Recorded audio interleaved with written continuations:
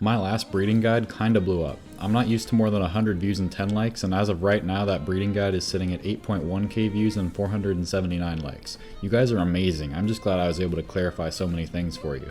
This video is going to be an updated version of that guide. I won't cover any basic knowledge, so if you're here to learn basics, just go ahead and check out my other video. That'll help you learn what you need to know. This video is going to cover cost-efficient ways to breed and time-efficient ways to breed if you somehow have an absurd amount of sons in the game already. I'll also just show the method I currently use since I don't use either of these updated methods because frankly I feel like breeding takes too long already, so I'd rather spend a little extra sons and cut down the time spent. Really though, I just found a comfortable way to breed that works for me. It's not that big of a deal. I don't recommend my method unless it just makes more sense to you than the other methods. I'll also go over egg techniques again very quickly since I only lightly touched on those in the last one. Let's get into it. If you're looking to breed the ideal Tem for either competitive or just story later on when new content is released, you're going to want to know how to do this efficiently, whether it's cost efficient or time efficient. As it is now, the cost efficient method takes significantly more time, Tem, and patience, whereas the time efficient method takes significantly more sons. You'll need less Tem and less time. We'll start with the cost efficient method. Both of these breeding methods were shared publicly by Karth on Twitch. I did not discover either of these methods and I'm not claiming either of them. All credit goes to Karth. Be sure to go check him out on Twitch. This is what they both look like. As you can see, the cost efficient method cuts down the usual price of roughly 65k all the way down to 38k if you have decent luck. If you also have decent luck, you can replicate the end product for even more profit later on. Both of these pathways are identical, they just swap out physical attack or special attack depending on what type of techniques your target Tem uses. So, for example, Volorend is typically a special attack user, so you would breed Zephyruff or Volorend with the top tree. Since Volorend uses special attack techniques, it doesn't matter what the attack SV is, because you don't utilize that stat, which is why you can ignore it. On the other hand, Gyalis is a physical attack user, so you would use the bottom tree when breeding. Gyalis doesn't use special attack techniques, so the special attack SV does not matter. When thinking about what perfect means in this sense, a 6 SV Gyalis with poor special attack is still perfect, because that special attack isn't utilized at all in battle. Same with the Volorend. A perfect Volorend is 6 SVs with poor physical attack because it isn't utilized in battle. Keep in mind, fertility has a much more significant role in this type of breeding compared to my old guides. You have to start with 7 fertility on each Tem, otherwise you may not make it to the final product. This also means that if you have good RNG, you'll have leftover fertility on the final product, meaning you can keep breeding it and sell the replicas for more profit. Now that you understand the reasoning behind why 6 SVs can still be considered perfect, let's go over how to get there. Keep in mind, I'm going to go through this process as if you already know the concepts of breeding, fertility, and DNA strands. If you don't understand these things, this likely won't make sense to you and it'll seem super rushed. So if you haven't already, go watch my all-in-one breeding guide to get an understanding of that stuff and then come back to this video. We'll start with HP and stamina. Breed 2 parents with each of these respective SVs to produce an egg with both HP and stamina SVs. Now, breed 2 different parents with stamina and speed SVs to create an egg with both stamina and speed. Now you have 2 eggs, one with HP and stamina, and one with stamina and speed. Since the stamina is in both eggs, you only need to use the single DNA strands to ensure this 3 SV egg, which is where you're saving the most money. Let's move over to the next column. Once again, you'll breed an HP and stamina egg, but the next pair will breed stamina with special attack. Now you have 2 eggs, one with HP and stamina, and one with stamina and special attack. Since the stamina SV is in both, you only use single DNA strands to produce an egg with HP, stamina, and special attack. This egg now has both HP and stamina in common with the first egg you made. Breed both of these together with their respective DNA strands, and now you have an egg with HP, stamina, speed, and special attack. Notice that you now have a 4 SV Tem, you're one step away from the final product, and you have yet to use a double DNA strand. This is what this method utilizes to save the most money. Now we'll move on to the defensive side of this tree, so just put the previous egg aside for now. Breed parents with special defense and defense SVs to create an egg with both special defense and defense. Then breed parents with defense and speed to create an egg with both defense and speed. Now, defense is on both, so just go ahead and use the single DNA strands you need to create an egg with special defense, defense, and speed. Put this aside and move on to the next column. Again, you'll start with special defense and defense. Create that egg and you'll have special defense plus defense SVs on one Tem. Then you'll create an egg that has defense and special attack. Breed these two together and you'll have an egg with special defense, defense, and special attack. Go back to the other egg and breed these two together with their respective breeding items, and now you have another 4 SV Tem, but this one has special defense, defense, speed, and special attack. Hopefully you've been able to follow along and your gender RNG was good. Now you should have 2 Tem, one that has HP, stamina, speed, and special attack, and one that has special defense, speed, and special attack. This is the only step that requires double DNA strands. Give the HP and stamina strand to the first one, and the defense and special defense strand to the second one. Now, you have your perfect 6 SV special attacker. I'm not going to go through the bottom tree because it's identical to what I just covered. The only thing you need to do differently is replace each special attack slot with physical attack and you're good to go.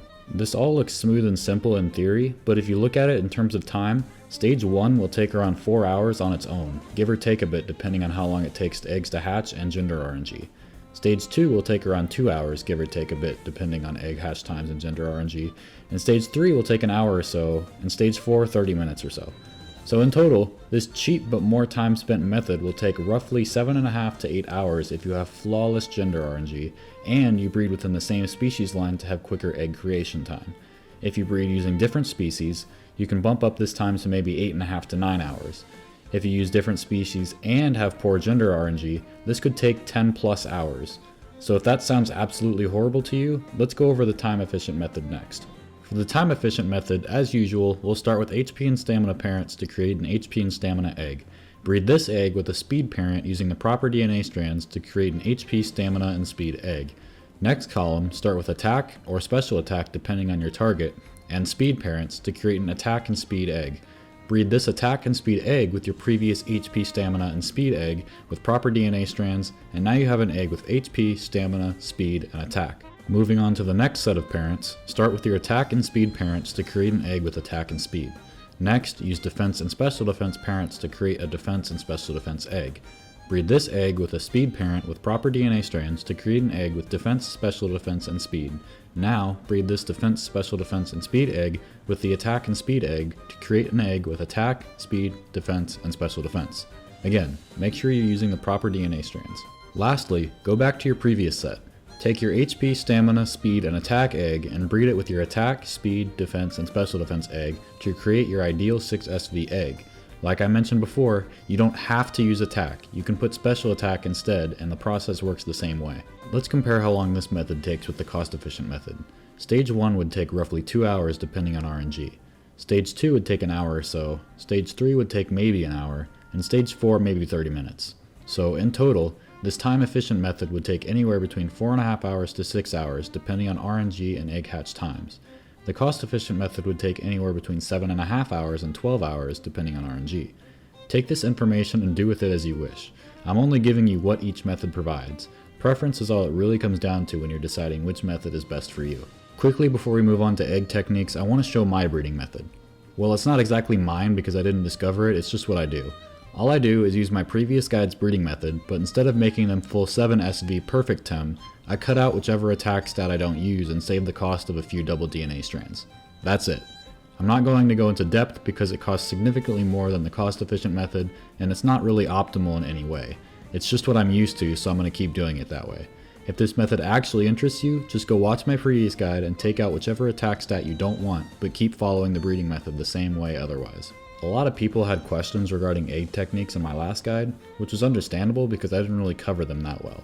I gave the bare minimum amount of knowledge on them without going into depth, so I'll just do my best to clarify everything in this video. Egg techniques are given to other species through male Tem. Let's just start with an example so you can see what I mean. Let's say you want a male Pigapic with hypnosis. You'll start with a female Pigapic with HP SVs and breed it with a male Pajaro with stamina SVs that knows hypnosis.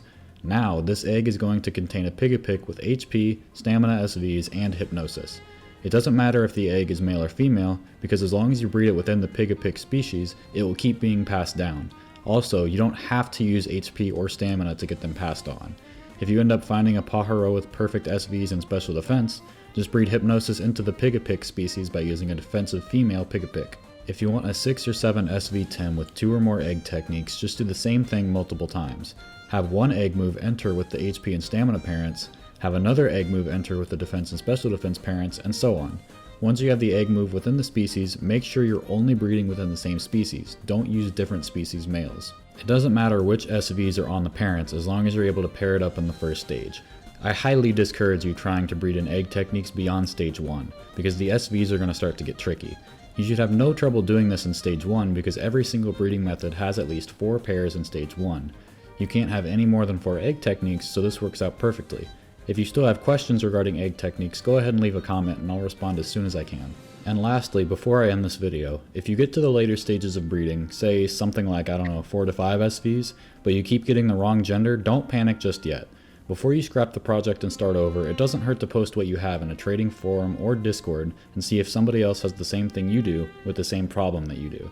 This was suggested to me a few times from my last guide because I said that you just have to straight up start over if you got consistently bad gender RNG, but that's not the case. Before you start over, always be sure to post in trading areas to see if anybody else can swap with you.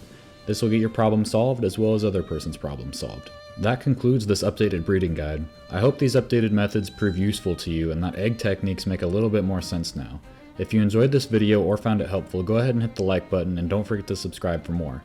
If you have any suggestions of what videos I should make next, go ahead and leave those suggestions in the comments. I'll be happy to take some suggestions if people want a specific type of video. Thank you for watching, I'll see you in the next video.